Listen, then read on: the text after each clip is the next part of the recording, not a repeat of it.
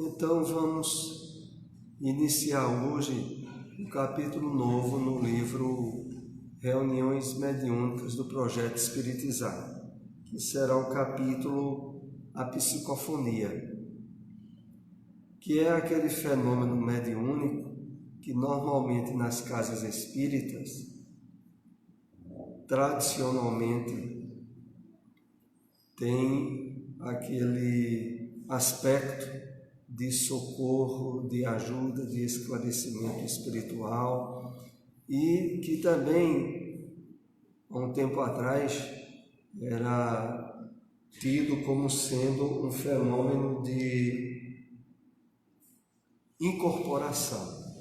Hoje o nome atualizado e mais evidenciador é psicofonia, mas durante muito tempo se usava a terminologia de incorporação. Vamos ver aqui a introdução do nosso estudo,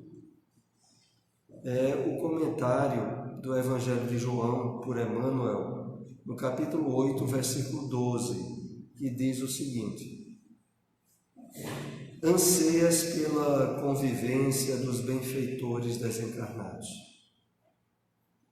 com residência nos planos espirituais. E tê-lo-ás contigo, se quiseres. Guarda, porém, a convicção de que todos eles são agentes do bem para todos e com todos, buscando agir através de todos, em favor de todos. Então, vamos agora fazer algumas abordagens em cima desse texto que é trazido por Emmanuel.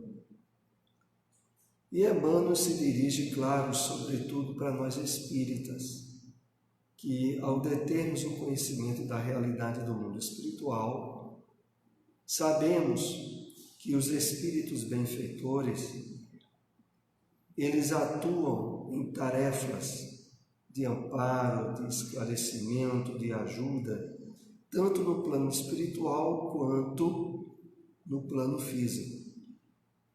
Isso é mostrado de uma forma bem detalhada nas obras de André Luiz.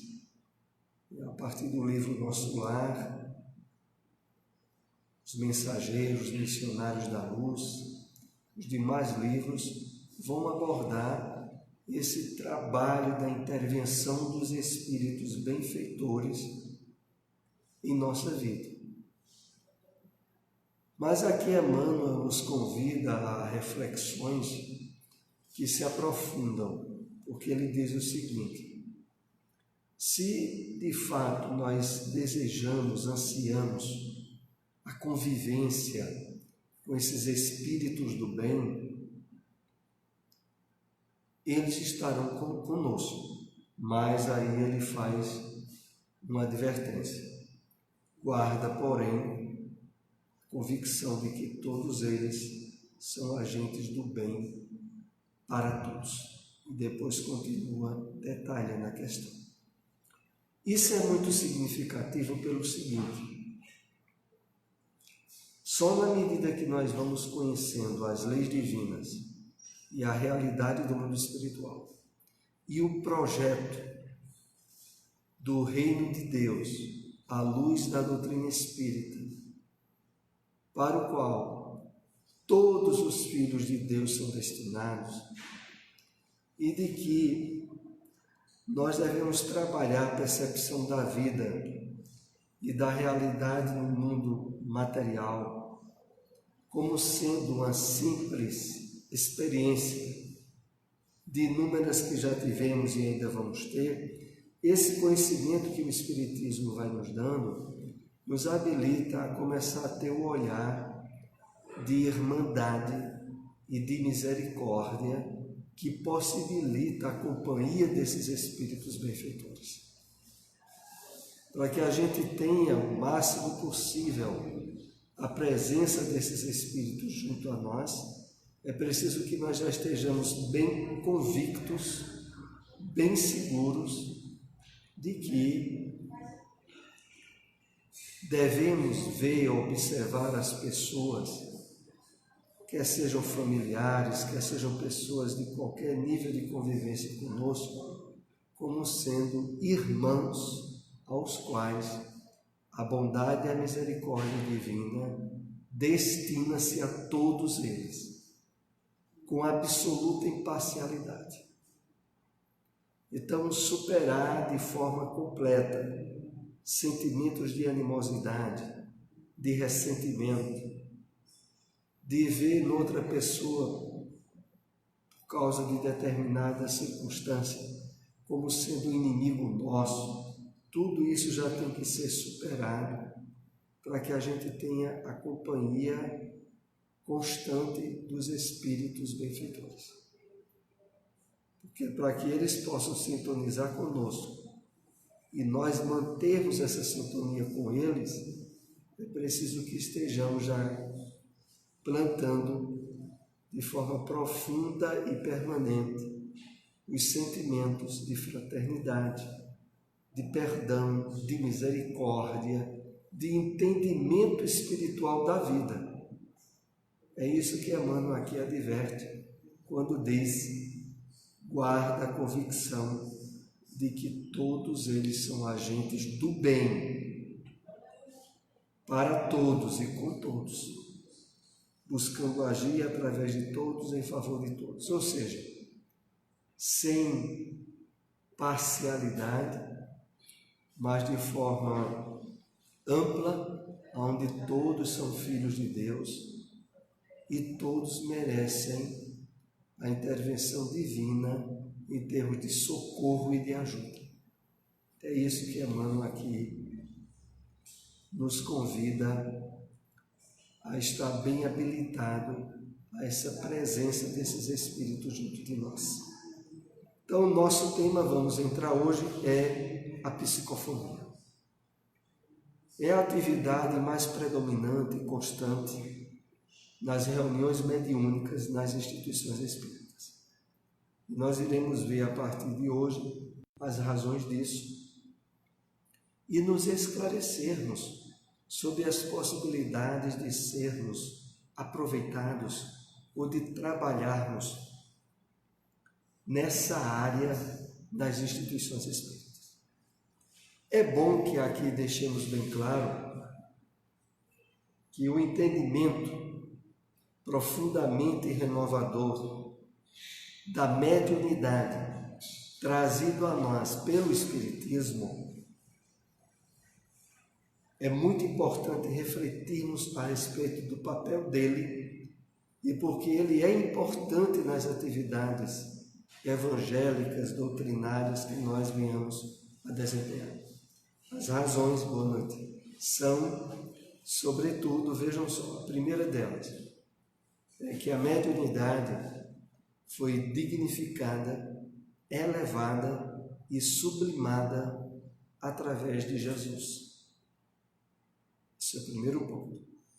É preciso que o espírito, acima de tudo, ele tenha o esclarecimento e a convicção bem definida de que praticar mediunidade é exercer uma atividade que foi santificada, se assim podemos usar o termo, por Jesus. Desde aquele fenômeno chamado de transfiguração no monte, que na Bíblia também é colocado como o Monte da Transfiguração, onde Jesus chamou Pedro, Tiago e João,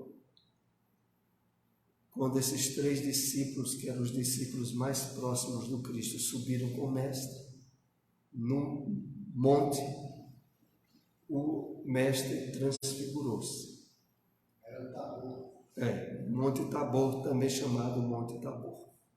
Então, essa transfiguração, que também é um fenômeno mediúnico, estudado na doutrina espírita, possibilitou que, através das energias que nós chamamos de ectoplasma, se materializassem dois espíritos, profetas do povo de Israel, e que já haviam falecido há séculos. Moisés e Elias. Os discípulos ali constatam a materialização desses dois espíritos. Ali estava se dando um fenômeno mediúnico, sob o chamamento e a proposta do Cristo. É claro que essa passagem bíblica não é analisada dessa forma que estamos aqui expressando em igrejas evangélicas ou na Igreja Católica.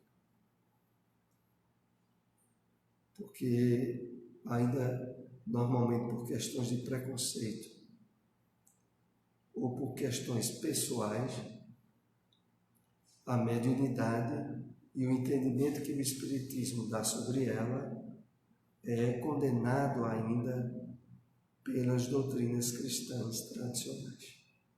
Mas, na verdade, o fenômeno é bem claro. Jesus ali patenteou a mediunidade pela materialização daqueles dois espíritos. Os dois espíritos conversam com os apóstolos.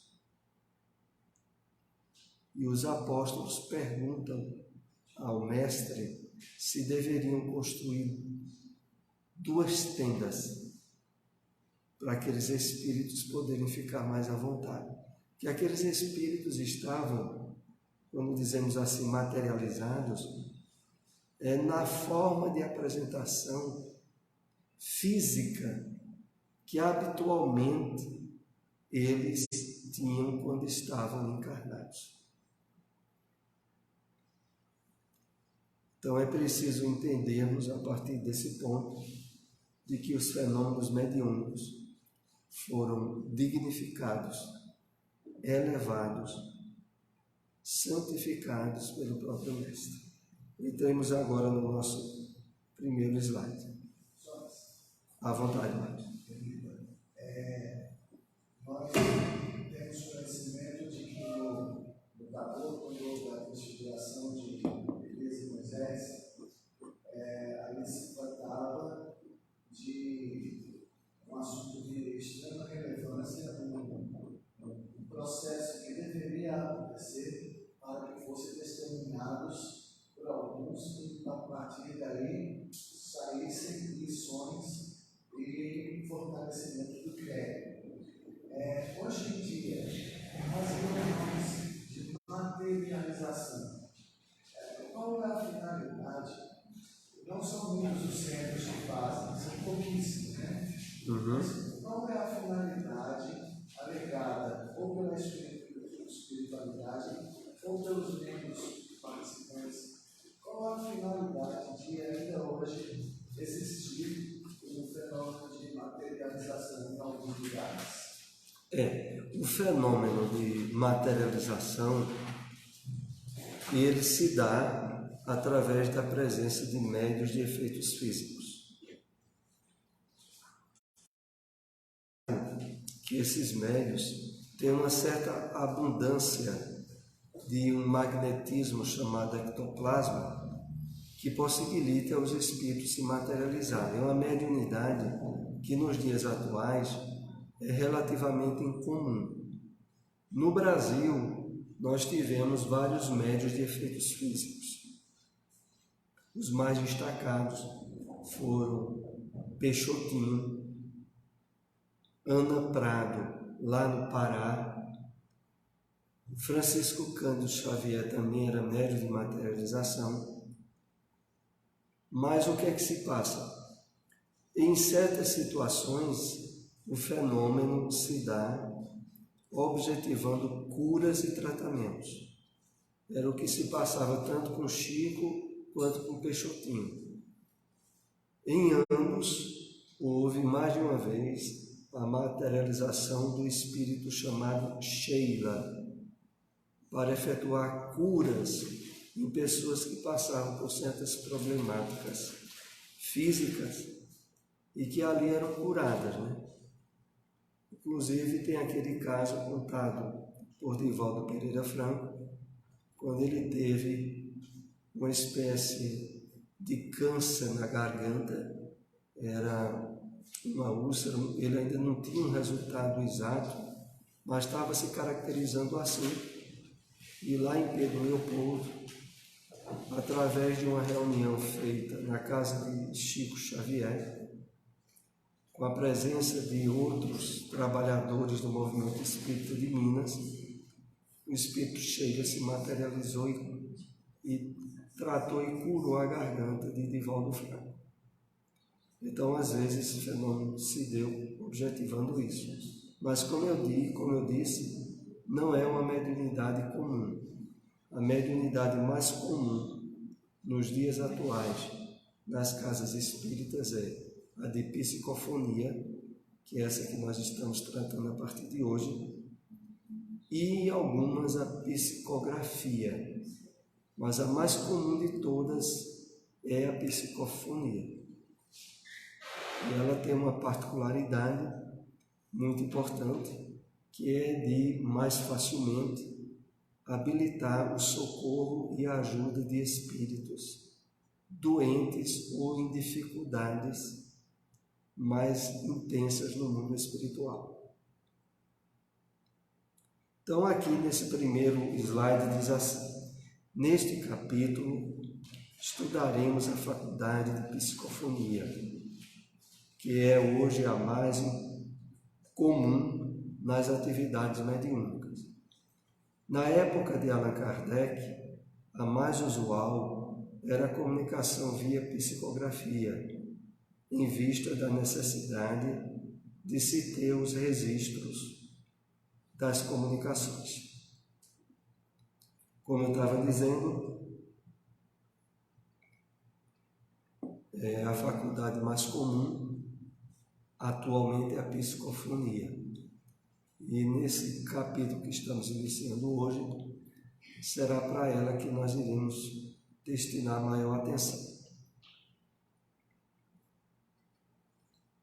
Ela tem uma grande componente, que é a comunicação direta com os sofredores e causadores de sofrimento, conforme estudamos ao longo deste livro, além de permitir que os benfeitores espirituais tragam mensagens aos trabalhadores das reuniões mediúnicas. Então, é por esse, entre outros motivos, como nós estaremos vendo, que a mediunidade da psicofonia tem tanta utilidade na casa espírita.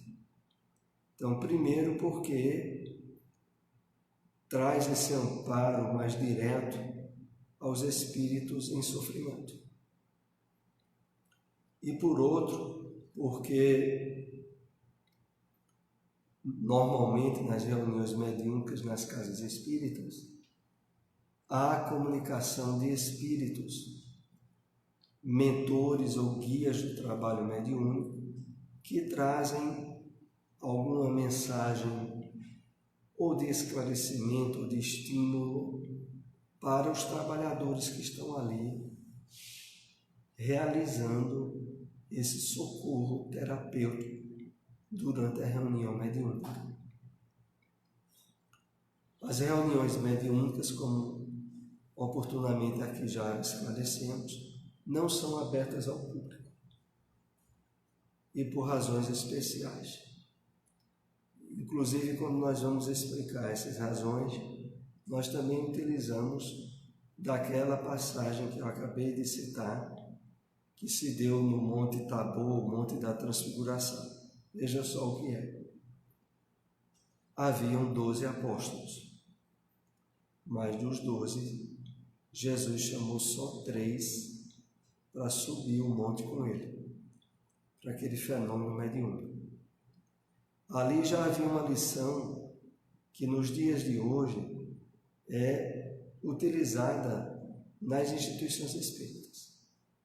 É de que mesmo num grupo maior de trabalhadores, de simpatizantes da doutrina espírita, nem todos estão habilitados para o trabalho na reunião mediúnica.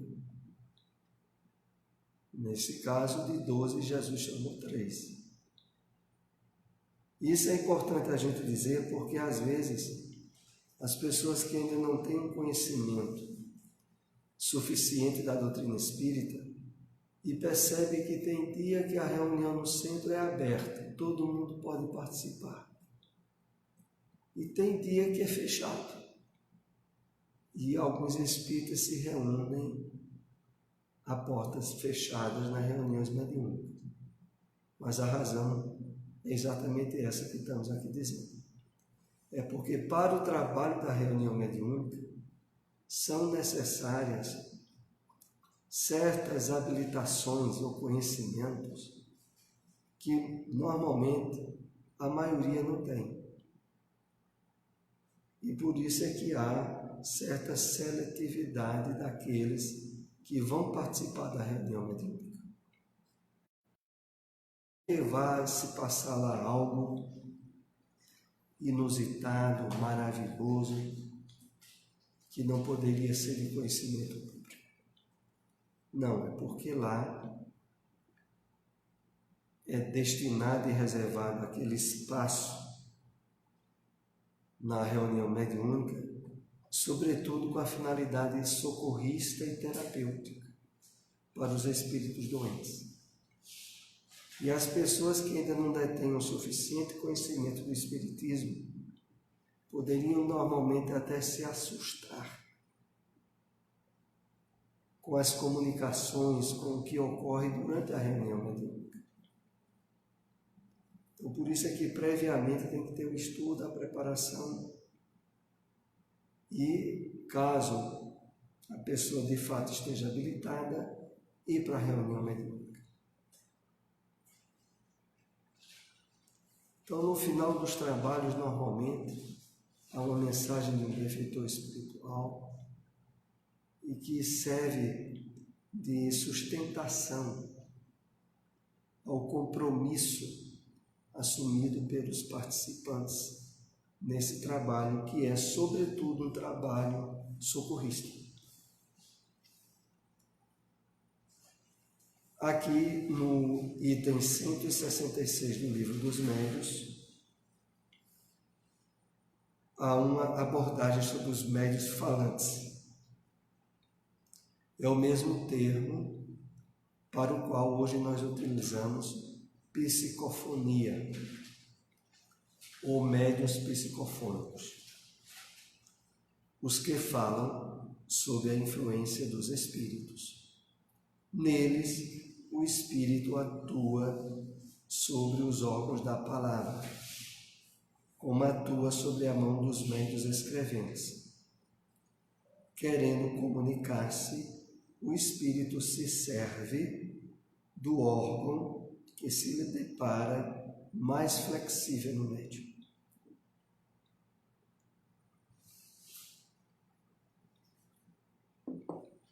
É claro que normalmente o órgão mais flexível que nós temos é o órgão vocálico. Porque, com a exceção dos mudos, normalmente a criatura humana fala muito. E muitas vezes até o que não deve. Então, se há um órgão que teria flexibilidade para os espíritos atuarem mais facilmente, pela voz ou pela boca, nenhuma seria o órgão mais flexível, mais sensível para isso. E daí nós podemos, inclusive, deduzir que para as pessoas que estão tentando fazer exercícios de psicografia ou de escrita mediúnica, que normalmente também ocorre durante as reuniões mediúnicas nas casas espíritas, escrever no papel mensagens ou textos de origem espiritual, mediúnica, de outros médiuns, quanto mais a pessoa estiver treinando escrever, mais flexibilidade também ela vai começar a apresentar para algum espírito possibilitar uma psicografia. Porque a questão da psicofonia é porque normalmente a gente fala muito e a toda hora. E se há um órgão mais fácil para os espíritos se comunicar, vai ser pela voz, pela boca.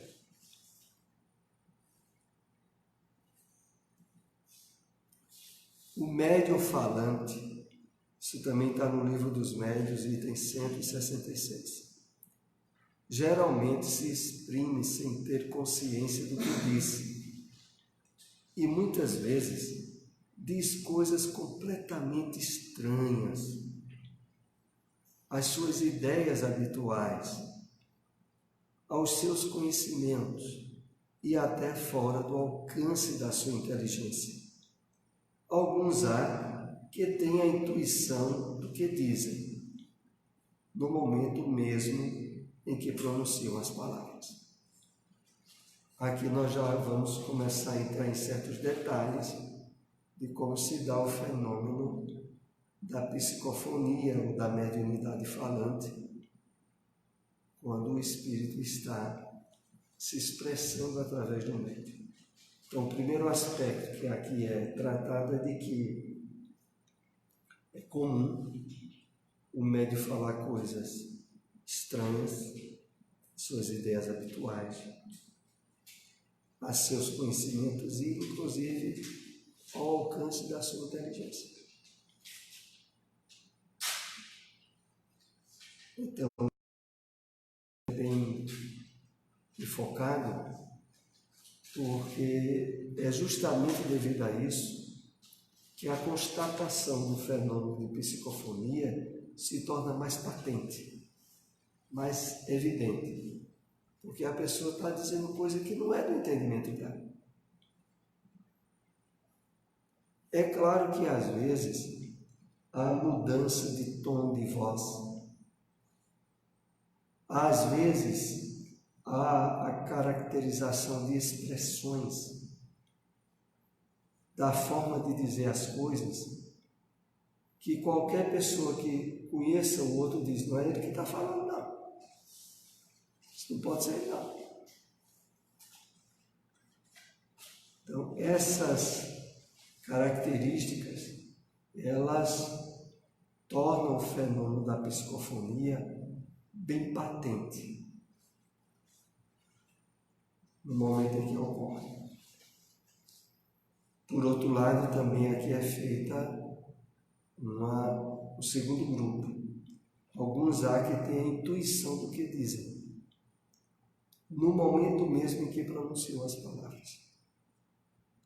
É porque do mesmo modo que ocorre na mediunidade e psicografia, que nós já estudamos aqui, os médiuns mecânicos, que não têm ideia nenhuma do que está sendo escrito, assim também na mediunidade de psicofonia, aqueles que falam sem ter a menor noção do que está sendo dito. Mas há também, como no caso da psicografia, os semimecânicos, que têm ideia do que está sendo dito no momento que escreve. Assim também é o médium de psicofonia. Muitos médiuns dizem que têm determinadas percepções sobre as quais nada encontram na literatura espírita. Ressaltamos novamente que toda faculdade mediúnica é ímpar e que as especificidades variam de acordo com as características dos médiuns. Aqui tem algumas coisas bem interessantes para que a gente destaque. O primeiro é o fato de que toda sensibilidade mediúnica é diferente uma das outras na variedade de médiuns que existem. Então, sempre é possível que o médium de psicofonia tenha certas percepções, certas sensações, que ele não encontra nada específico na literatura espírita para dizer o que é aquilo que ele sente. Porque no campo do fenômeno mediúnico, cada pessoa vai ter certas particularidades que é dela, com certa singularidade pessoal, e que o caminho ideal colocado para que ela inclusive entenda a ela mesma é o estudo, a leitura da maior variedade possível de livros bem abalizados na área da mediunidade. Então é preciso que o médium, claro, já tenha lido o livro dos médiuns e outros livros que são muito importantes, que aqui vamos citar alguns, por exemplo, de Leon Denis, No Invisível, de Francisco Cândido Xavier, algumas obras de André Luiz, como Nos Domínios da Mediunidade, Missionários da Luz, de Divaldo Pereira Franco, várias obras de Manuel Filomeno de Miranda. Todos esses livros, detalhes, algumas nuances de particularidades mediúnicas que o médium tem e só ele tem. E na medida em que ele amplia o conhecimento nessa área, aí ele vai começar a encontrar certas particularidades de explicações que se adaptam ao caso dele. E vai também poder, a partir de uma base já bem estabelecida, deduzir aquele detalhe que ocorre com ele e que, mesmo sem ter encontrado exatamente o mesmo caso na literatura espírita, ele vai poder fazer suas deduções. Então, às vezes, nós percebemos pessoas, pelo longo trabalho na área da mediunidade, que diz, mas veja, no fenômeno mediúnico, eu percebo, e aí vai dizer algum detalhe que ocorre com ele. Por que é que eu percebo isso? Há muitas perguntas nessa área que não tem resposta direta sobre ela na literatura espírita. Mas à medida que a pessoa ampliar mais o estudo e a leitura de obras nessa área, ela vai poder encontrar as próprias deduções e explicações daquilo que passa-se com ela.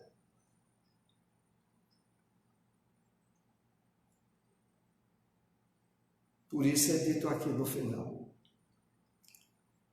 toda faculdade mediúnica é ímpar, é única, é singular, e que as especificidades variam de acordo com as características dos médiuns. Em linhas gerais, examinaremos como funcionam as faculdades mediúnicas, tal como fizemos no estudo da psicografia, no capítulo anterior. O que veremos trata-se de um mecanismo que se repete em linhas gerais, com nuances próprias de cada médium. Então, o que nós iremos estar estudando durante esse capítulo vai ter explicações genéricas, mas há certas particularidades de alguns médiuns que não vão ser alcançadas diretamente por essas explicações.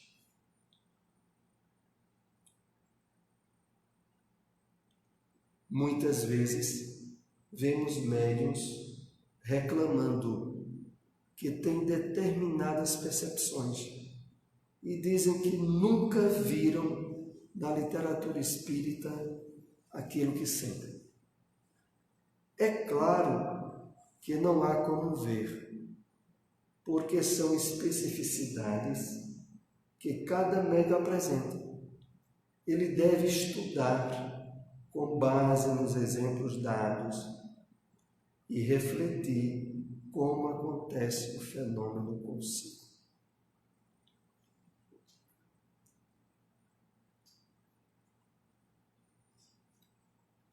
Então, há médiuns que, por exemplo, pode dizer algo do tipo: toda vez, antes de iniciar-se uma psicofonia, eu sinto certo calor, que pode ser na garganta ou em alguma outra parte do corpo. E aquilo ali ser uma característica daquele médium. E não vai ter um livro específico esclarecendo por que aquilo ocorre, não. O médium vai e deve ter um conhecimento e um estudo o mais amplo possível, do qual ele fará as deduções no nível do entendimento dele para aquilo que ele passa. Porque vai ter certos detalhes que é da pessoa. Então, como diz aqui no final, ele deve estudar com base nos exemplos dados e refletir como acontece o fenômeno com ele. Comigo acontece assim, mas isso não significa que com outros vai ocorrer do mesmo modo. Essa variedade que nós aqui somos esclarecidos.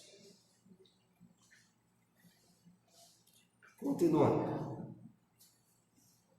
Aqui é feita uma referência a uma passagem do livro Nos Domínios da Mediunidade, relacionado à psicofonia, que é o que nós estamos estudando, e que no livro Reuniões Mediúnicas é feito a referência.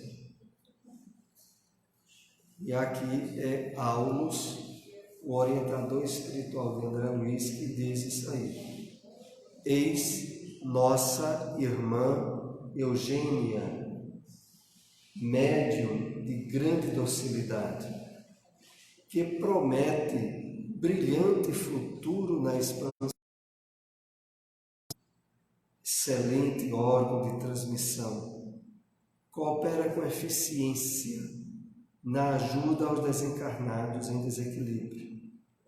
Intuição clara, aliada à distinção moral, tem a vantagem de conservar-se consciente nos serviços de intercâmbio. Está no capítulo 3 do livro Nos Domínios da Mediunidade. Então vamos aqui colher alguns dados importantes dessa referência ao livro. Os elogios que a espiritualidade faz a Eugênia têm razões bem claras. Para que ela coopere com eficiência na ajuda aos desencarnados, ela tem intuição clara, aliada à distinção moral, com a vantagem de conservar-se consciente nos serviços de intercâmbio. Analisemos cada um desses aspectos. O primeiro deles: o que é que nós mesmos podemos fazer para ter uma intuição clara? Onde sombras e obscuridades não dificultem a percepção por nós das orientações ou pensamentos dos espíritos benfeitores. É isso que realiza a intuição clara. Para se conseguir isso, é lógico que é necessário um trabalho diríamos, de limpeza psíquica, mental, na qual, no exemplo que nós temos aí de Dona Eugênia, era o resultado do seu equilíbrio moral. Então, ter bem presente no seu comportamento atitudes dignificadoras na área do tratamento, da participação fraterna, das ajudas e interações que Eugênia tinha com a família, no trabalho, na vida particular dela, onde ela procurava ao máximo estabelecer a vivência do Evangelho do Cristo, era o fator propiciador para ela ter essa intuição clara.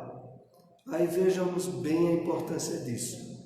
A intuição clara, ela se alia a um equilíbrio moral, emocional, estabelecido no clima orientado do Evangelho do Cristo. Era isso que fazia com que Eugênia fosse esse excelente órgão de transmissão e de cooperação com eficiência, que é o que a maioria ou todos nós desejamos. Continuando, ainda no mesmo capítulo do livro Nos Domínios da Mediunidade, é o fenômeno da psicofonia consciente, o trabalho dos médiuns falantes. Embora se orientando às forças de Eugênia, o hóspede enfermo do nosso plano permanece controlado por ela, a quem se emana pela corrente nervosa, através da qual estará nossa irmã informada de todas as palavras que ele mentaliza e pretende dizer.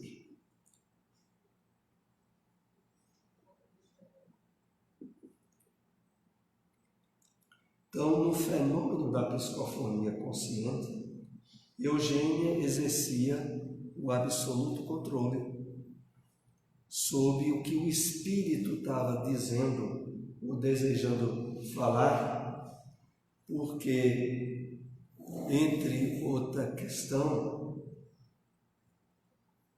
a voz que saía do órgão vocálico de Eugênia, antes de ser acionado pelo espírito, passava pela mente da própria médium, que exercia o controle sobre o que estava sendo dito ou não.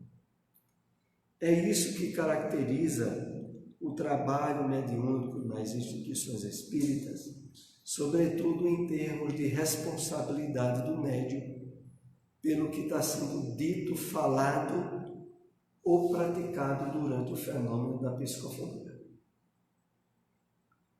É claro que em algumas instituições que trabalham com a mediunidade que não são espíritas,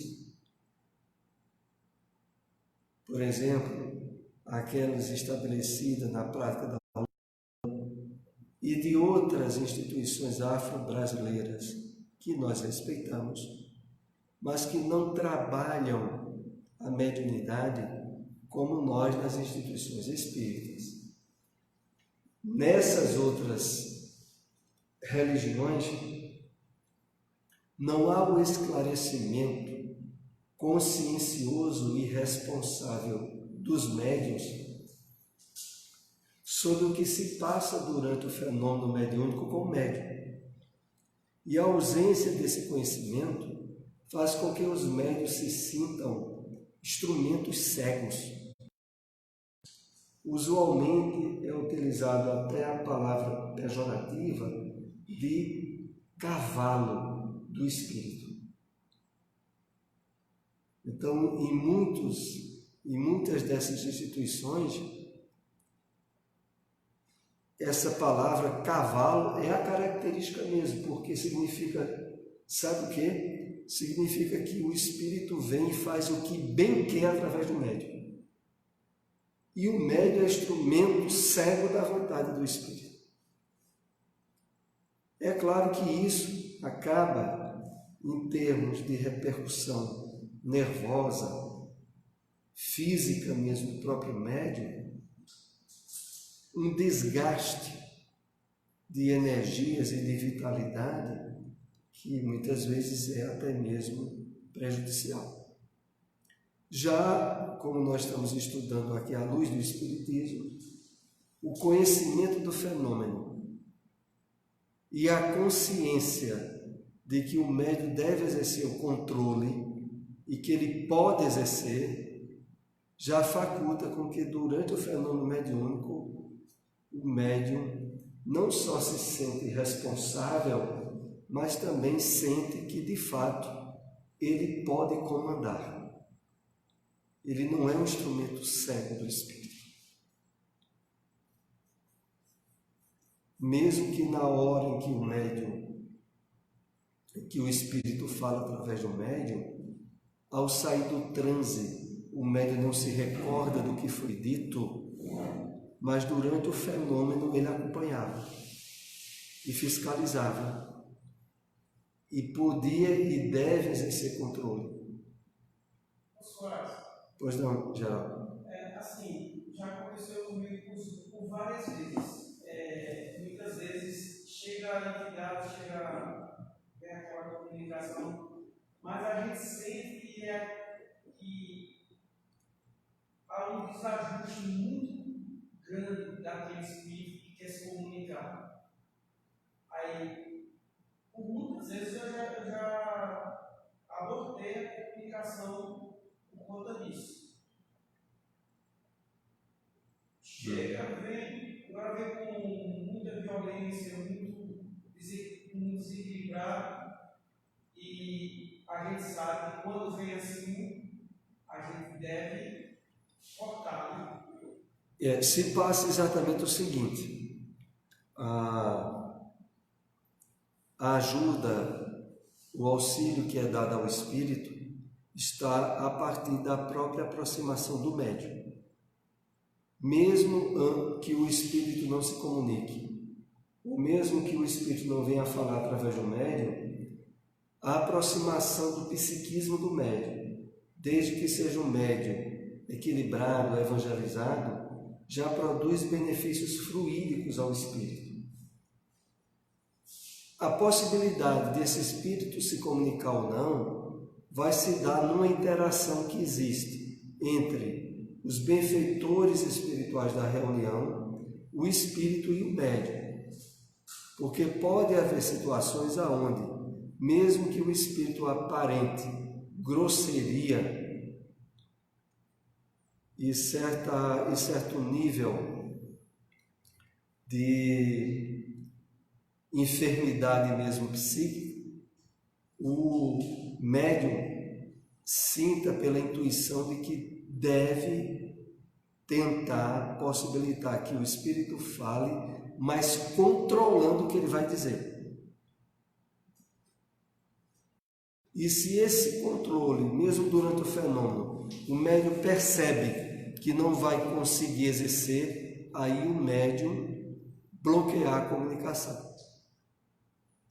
Mas para isso tudo é preciso haver certa sintonia fina entre o guia do médium, o espírito que está ali se comunicando, quer se comunicar, e de fato até que ponto a comunicação poderá ir ou não.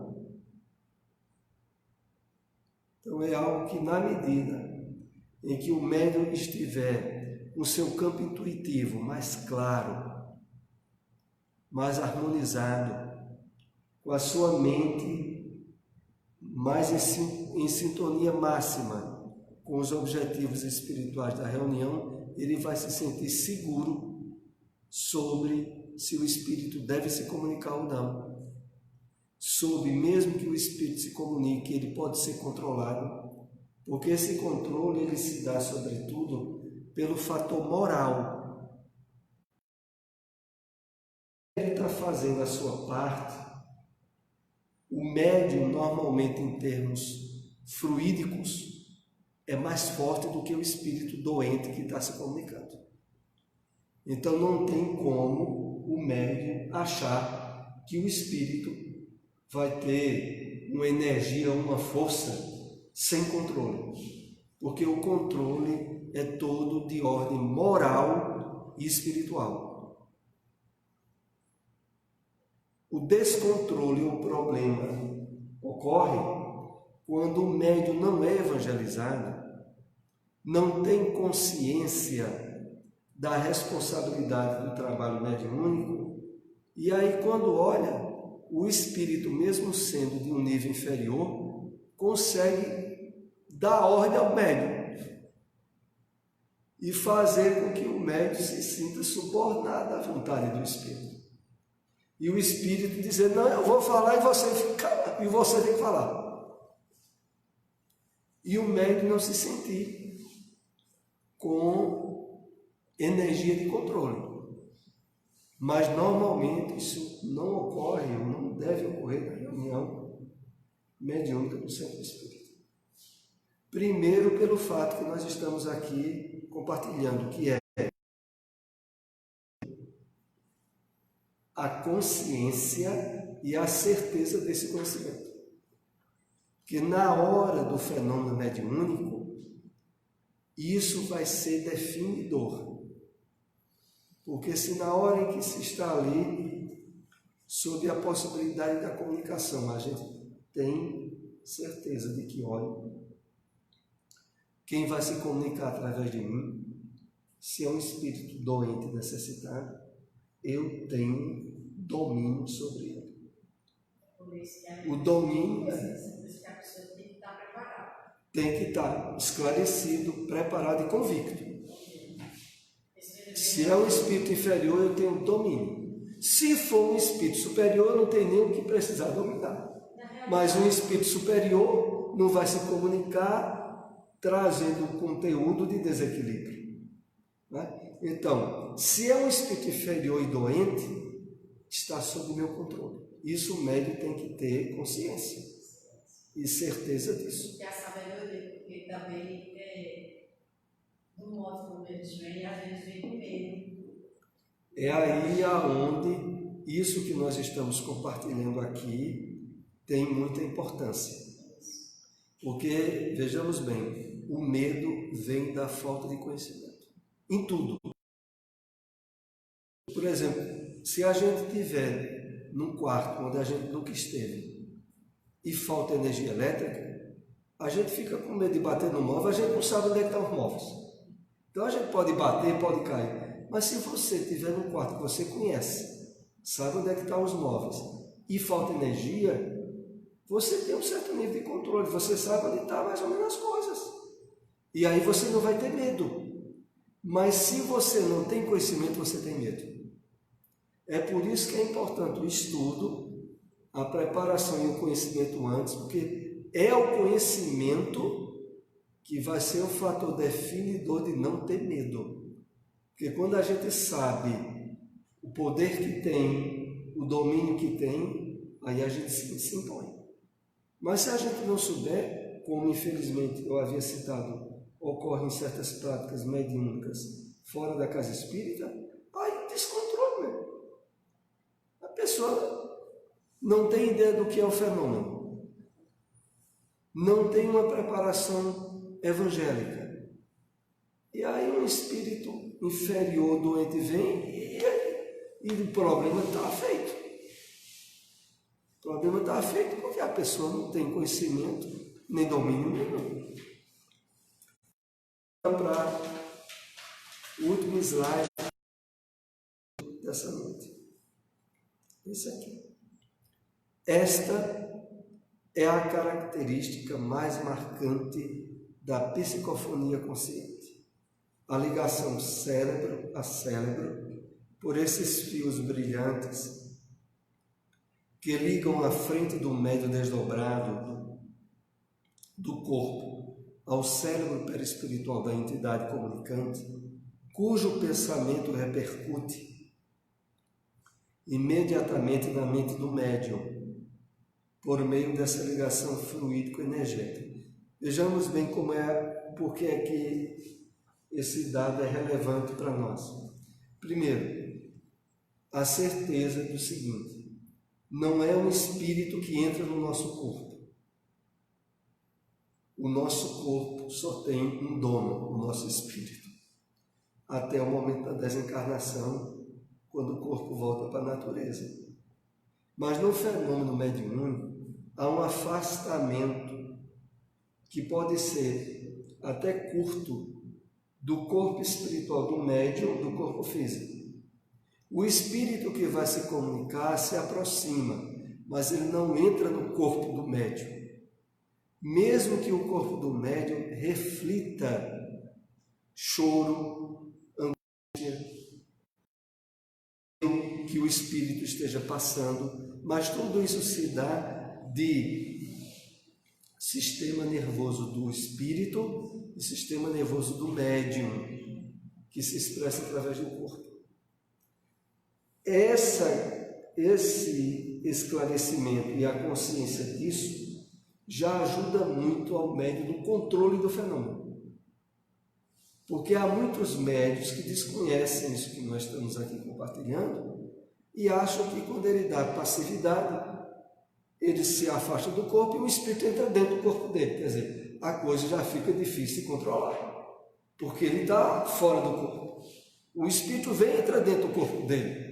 Como é que ele vai controlar esse espírito que já está dentro do corpo dele? Então, o esclarecimento e o conhecimento que a doutrina espírita nos dá é de que, não entra um espírito dentro do seu corpo, não. Seu corpo só tem um dono, seu espírito. O fenômeno se dá perispírito a perispírito. Perispírito do desencarnado com perispírito do encarnado, através de uma corrente fluídica do sistema nervoso de ambos. Por isso é que o médium pode e deve exercer absoluto controle. Porque é ele que vai permitir que o corpo que é dele expresse ou não o que o espírito quer. Então o espírito quer, eu vou ver se... E aí deixa. É claro que isso normalmente se dá de uma forma automática ou instantânea, que muitas vezes depois do fenômeno, o médium nem se lembra direito do que houve. Mas durante o fenômeno, o médium tinha consciência disso e exerceu o controle. Ainda tem um slide interessante para que a gente feche esse entendimento, que diz o seguinte: Eugênia, voltando àquela senhora que é médium, no livro Nos Domínios da Mediunidade, Eugênia comanda firme as rédeas da própria vontade, agindo qual se fosse enfermeira, concordando com os caprichos de um doente, no objetivo de auxiliá-lo. Esse capricho, porém, deve ser limitado, porque consciente de todas as intenções do companheiro infortunado, a quem empresta o seu carro físico, nossa amiga reserva-se o direito de corrigi-lo de qualquer inconveniência. Então, o papel de Eugênia é como se fosse de uma enfermeira junto ao espírito doente comunicante. E ela, como aqui diz, comanda as rédeas da própria vontade. Não é o espírito que chega para dar ordens. O espírito chega para receber ordens. Esse tema nós ainda iremos completar no nosso próximo encontro, de hoje a 8, e vamos elevar o pensamento em prece. Pedir à nossa irmã Janaína para ser intermediária da prece para nós.